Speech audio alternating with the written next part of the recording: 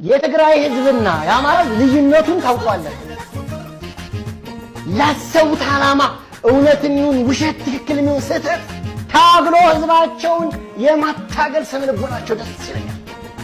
ዋጋ እየከፈሉ ይኸውልህ የህወሓት መሪዎች ከመጥፋታቸው ከነ አጋንንትነታቸው የአጋንንትነት ስራቸውን እንተውና ሀብት ንብረታቸውን በቂ የሆነ ትርፍርፍ ያለ የትም ዓለም ሄደው መኖር እየቻሉ ስለ ዓላማ ጽናት ግንባራቸውን ለጥይት ሰጥተዋል።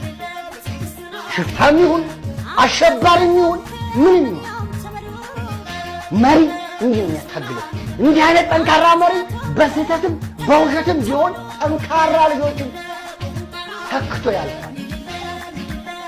ይሄን ለማራ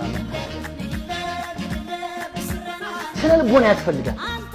የአሸናፊነት ስነ ልቦና ያስፈልጋል። በዚህ ሰዓት የትግራይ ተዋጊዎች፣ የትግራይ አክቲቪስቶች፣ የትግራይ ህዝብ የአሸናፊነት ስነ ልቦናውን እያመጣ እየተዋጋ የሚዋጋ ሊዋደቅ የተዘጋጀው በአሸናፊነት ሞራል ነው። ሞራል ቀላል እንዳይመስል ከማን ጋር ተዋግቶ ማንን ተዋግቶ ሞራል አመጣ ምናየው ነው።